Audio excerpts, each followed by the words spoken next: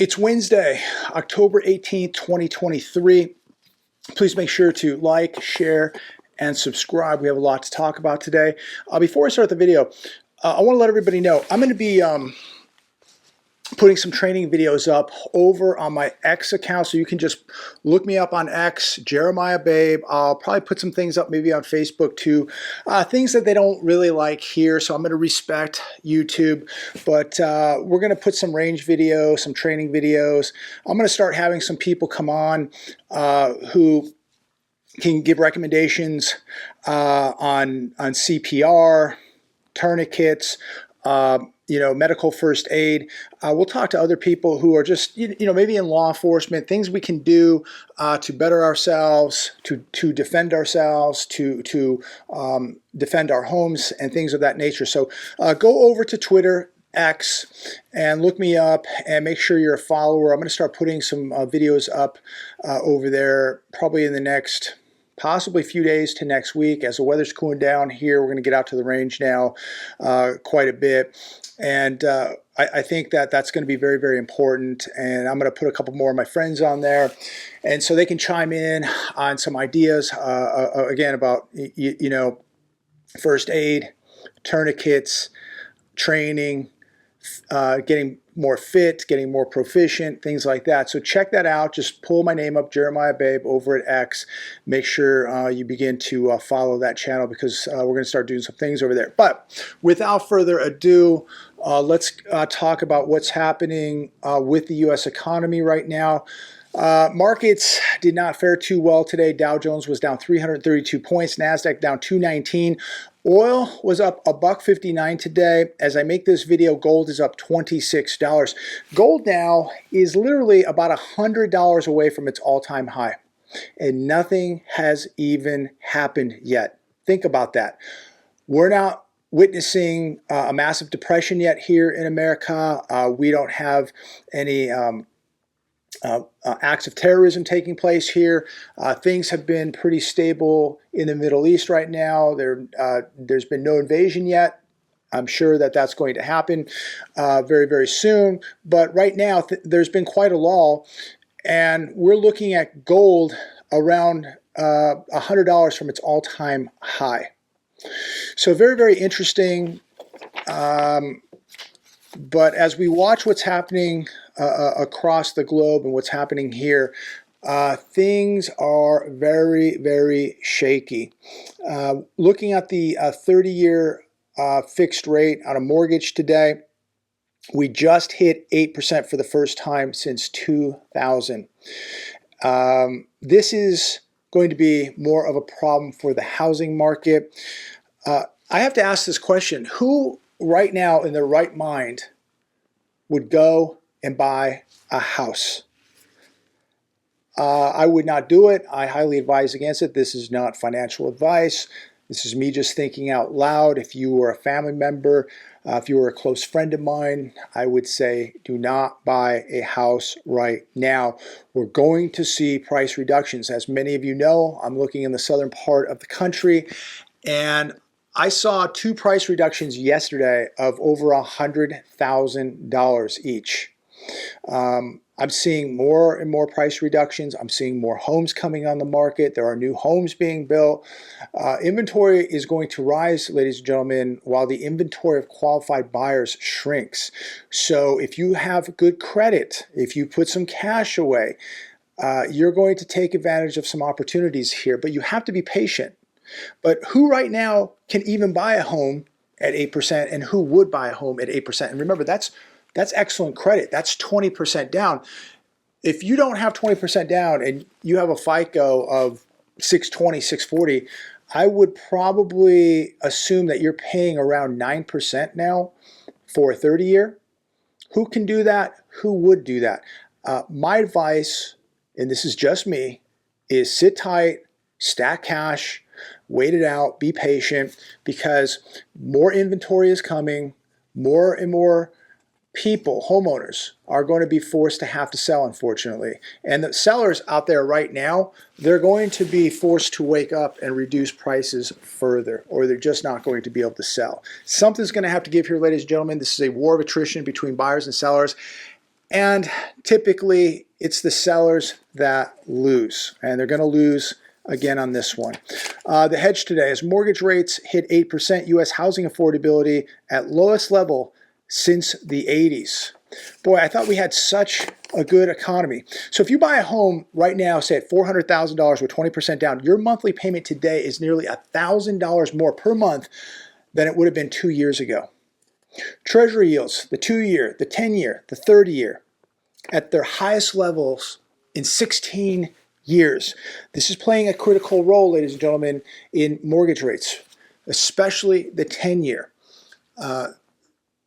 Your credit card interest rates going up, mortgage rates going up, student loans going up, personal loans going up, business loans going up, because it's all tied to those 10-year yields. Here's another one from Fox Business. Mortgage demand plummets to new 3-decade low as rates race towards 8%. Well, they're there. They're at 8% plus now. So again, as inventory picks up, the housing market is going to collapse even further. There are going to be less buyers. We have too many people now who are defaulting on their auto payments. They're defaulting on credit card payments. They're defaulting on their mortgage payments right now. Many people can't even afford to pay their phone bill. And so while this takes place, guess what? This is affecting people's credit. Their FICO scores are going down. They're not going to be able to qualify to buy a home.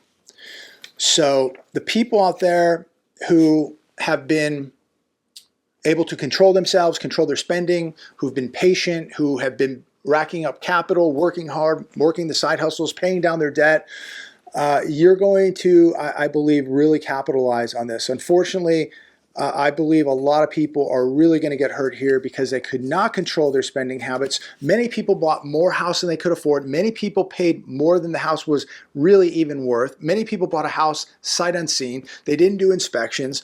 Also, property taxes skyrocketing, and people are going to be forced to sell because they're not going to be able to afford to pay their property taxes. This is reality, ladies and gentlemen, and this is starting to get very, very concerning as we're watching things erupt in the Middle East. We're watching things continue to be out of control in Eastern Europe, and now right here in America, these bond yields are exploding. We have a commercial real estate crisis, a housing crisis, and more people continue to lose their jobs, and inflation is continuing to rise. Housing market expert warns first-time homebuyers relying on the bank of mom and dad. This is going to be another problem. This is putting more people in jeopardy because younger people can't afford to buy a home. So guess who they're turning to? They're turning to the same people who helped them, get a college degree and carry that student loan debt. We have people in their 60s, 70s, and 80s carrying student loan debt for their kids, for their grandkids, and now they're going to lend them money to buy homes. This is really going to put a lot of people in jeopardy here because you have parents now who should be, comfortable in life, maybe retired, and they're going deeper into debt because they want to help their kids get a home. So, probably I would imagine that a lot of these people probably pulled money out of their homes in order to give their kids money to buy another home. And so they're using their home as an ATM, or they've pulled money out of their retirements, using the retirement as an ATM. And, you're just creating more debt to buy another debt, an overpriced debt, a house. So be very, very cautious out there. Here's another one today from the Wall Street Journal. Real estate commissions could be the next fee on the chopping block. So many of you have heard now, I think it was the National Association of Realtors in multiple lawsuits where they're trying to stop real estate agents from getting these large commissions that the buyer's agent is being paid by the seller. And these 5 and 6% commissions. And so the seller has to pay, both sides, the buying and selling side of this. And so there's a lot of people upset with this. Sellers are upset with this. And so I guess we have these big lawsuits now taking place. And so you're going to see, and we saw this years ago, I talked about this probably 3 or 4 years ago, where you're going to see technology replace real estate agents. Maybe not all. I would say that probably maybe in your luxury real estate market, you'll probably still see humans. But I think for the majority of real estate, you're going to see people just, do this stuff online, and you're going to have services that can do this much cheaper than two real estate agents or brokerage. You're going to have more and more technology involved, more and more of these services online come out and do this much, much cheaper. And it's going to push real estate agents out of the business. This industry, in my opinion, is in very, very big trouble. Look at what's happening right now. We are in a housing collapse. Now they're going to cut commissions on these real estate agents. They're going to have new forms of technology and apps to do these deals. And they're going to do everything they can to push agents out of the business. And so comment down below. Is that right? Is that wrong? Do you think we should have real estate agents? Do you think they should get 5 and 6% commissions? Let me know what you think about that. But this is going to just make this industry and the mortgage industry just so much more difficult to make money. So if you're in the business, are you making any money right now? Do you consider this a threat? Do you think technology is going to impose a threat? Are these lawsuits going to impose a threat? I think the biggest threat now to real estate agents is the market. I think the economy and the market are going to be the biggest threats to these agents. But on top of that, these lawsuits are going to be a big problem. Shifting gears here to the hedge. Housing starts slump in September. Rental permits plunge as home builder confidence crumbles. We had housing starts rising only 7% month over month. August saw a revision from negative 11.3% revised to negative 12.5%. September, the 7% that we're seeing right now, this more than likely will also be revised down. Permits were down 4.4% month over month. And so here's more bad news. And this is more bad news for the commercial real estate market. Commercial real estate architects report a big drop in businesses on CNBC. Architectural firms reported a sharp drop in business in September, indicating that the commercial real estate market could experience more pain. How much more pain can it take? There are a multitude of problems in commercial real estate. One of them being that people are not returning back to the office. Another one is many companies are laying off. They're not even going to need offices because many of them are going to close. Interest rates are high. This is going to be and is a major problem for commercial real estate. Also, prices of these buildings, of these office buildings, hotels, malls, they're plunging while rates are going up. So you have a multitude of problems in commercial real estate. It's got a long way to go down, and it's only going to get worse. Here's a really interesting article today coming from the Wall Street Journal of all places. It's titled, "Who Counts as a Disaster Prepper These Days?" Question mark. Lots of us. It's the Wall Street Journal, ladies and gentlemen. This is something you would never see a few years ago in the Wall Street Journal. But now, since we have more and more people beginning to wake up and begin to worry and take action, that we're now reading about this in the Wall Street Journal. More people are buying emergency supplies, it says. They're buying non-perishable food. They're buying medical supplies. They're buying cases of water. In the article here, and I'm just paraphrasing, it talks about a healthcare information tech worker.